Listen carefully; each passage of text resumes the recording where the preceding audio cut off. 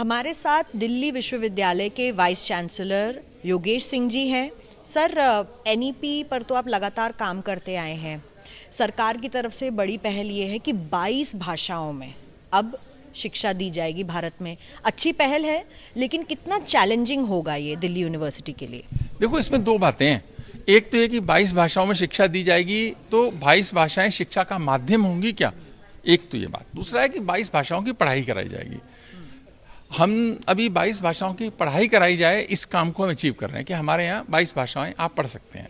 लेकिन माध्यम की जो बात है, माध्यम में तो देखो बहुत चैलेंज है।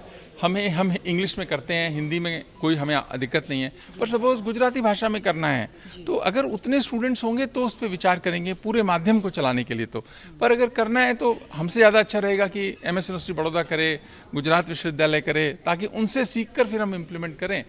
लेकिन धीरे धीरे एक्सपीरियंस से अगर लगेगा कि बहुत सारे स्टूडेंट्स ऐसे हैं जो एक पर्टिकुलर भाषा में माध्यम में भी पढ़ना चाहते हैं और एक सेक्शन हमारा बन सकता है या हाफ सेक्शन बन सकता है, तो हम वो भी करेंगे। तो ये काफ़ी बड़ा चैलेंज भी रहेगा, एक लर्निंग कर्व भी रहेगा टीचर्स के लिए और स्टूडेंट्स के लिए भी। सर, एक जो चीज़ बच्चे हमेशा पूछना चाहते हैं इस वक्त दिल्ली यूनिवर्सिटी को लेके, CUET काफ़ी इस बार भी चैलेंजेस रहे। कुछ बच्चों के बायोमेट्रिक्स मैच नहीं कर रहे, कुछ बच्चों ने गलती से सब्जेक्ट्स ऐसे चूज कर लिए जो उन्होंने पहले नहीं पढ़े थे। लगातार आप भी वेबिनार्स कर रहे हैं, लेकिन ऐसे बच्चों को आप क्या कहना चाहेंगे? देखो, पहले तो यह कि बच्चों को परेशान नहीं होना चाहिए। अगर छोटी मोटी कोई ग्लिचेस हुई हैं तो ऐसा होता ही है। ये जो CUET का सिस्टम है, आपके हित में ही सिस्टम है। अभी क्या होता था जो पुराने सिस्टम में कि आपके बोर्ड के जब मार्क्स लेते थे, अलग अलग बोर्ड के अपने इवैल्यूएशन के क्राइटेरिया थे। तो इस कारण से जो बोर्ड ज़्यादा नंबर देते थे उनके बच्चों के पॉसिबिलिटी ज़्यादा होती थी। उनका कसूर नहीं है और ज़्यादा नंबर देना कोई बुरी बात भी नहीं है, मैं ये भी क्लैरिफाई करूँ। और लेकिन हर बोर्ड का शिक्षा कंकरेंट लिस्ट में है। जो उत्तर प्रदेश बोर्ड का, बिहार बोर्ड का, महाराष्ट्र बोर्ड का, हरियाणा बोर्ड का, अलग अलग पैरामीटर्स हैं, वो सब अपनी जगह सही हैं।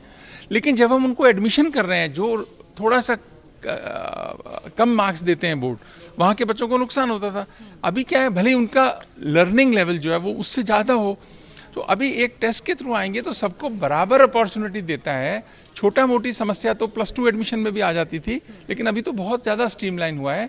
आगे और होगा, आप चिंता ना करें। अगर किसी को फिर भी दिक्कत होगी, आप दिल्ली विश्वविद्यालय हेल्पलाइन को या आप दिल्ली विश्वविद्यालय को कॉन्टैक्ट कर सकते हैं। कट ऑफ कैसी रहेगी? मैंने सुना बहुत सारे स्कोर्स 100 आ गए हैं, नॉर्मलाइज होने के बाद भी 100 आ गए हैं सर, तो अब क्या रहेगा आगे का रोड? देखो, ये देश मेहनती बच्चों का देश है।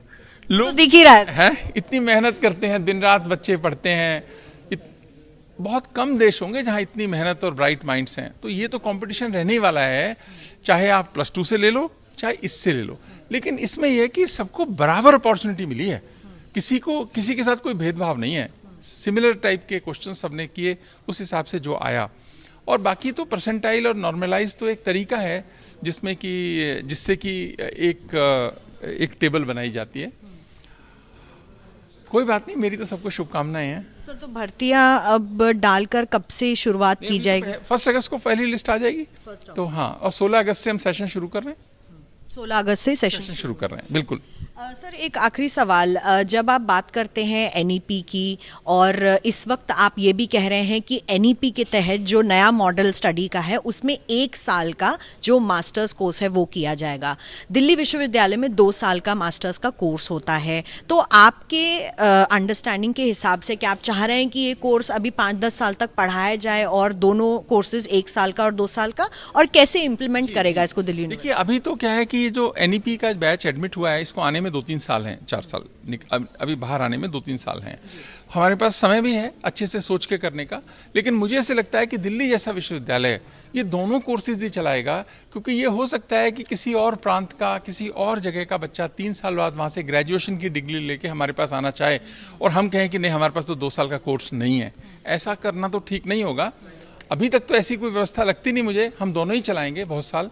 लेकिन कल को लगा कि ये 2 साल वाले की बिल्कुल ही डिमांड खत्म हो गई, बिल्कुल ही डिमांड खत्म हो गई, सब 4 इयर्स एक टर्मिनल डिग्री की तरह ले रहे हैं और बहुत कम बच्चे आ रहे हैं, तो धीरे धीरे फेज आउट हो भी सकता है। पर इस व्यवस्था को आने में 10 साल लगेंगे। हम दोनों चलाएंगे। इसको लेकर सर एजुकेशन मिनिस्ट्री से कोई बातचीत हुई है कि क्या यूनिवर्सिटीज को जो यूजीसी से बातचीत हुई है जो क्या कर रहे हैं? यूजीसी तो बहुत पॉजिटिव है इसके लिए कि दोनों चलाने चाहिए अभी तो, क्योंकि अगर हम दोनों नहीं चलाएंगे तो कई तरह की समस्याएं हमारे स्टूडेंट्स के लिए होंगी। कोई भी चीज़ हम ऐसी नहीं करेंगे जो स्टूडेंट्स के इंटरेस्ट के खिलाफ जाती हो। स्टूडेंट्स के लिए ही तो हम हैं।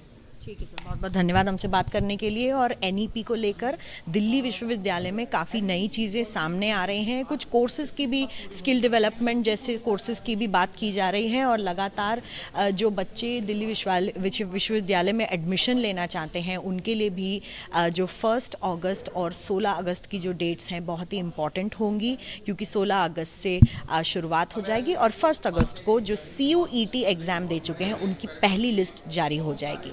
मिलन शर्मा, आज तक।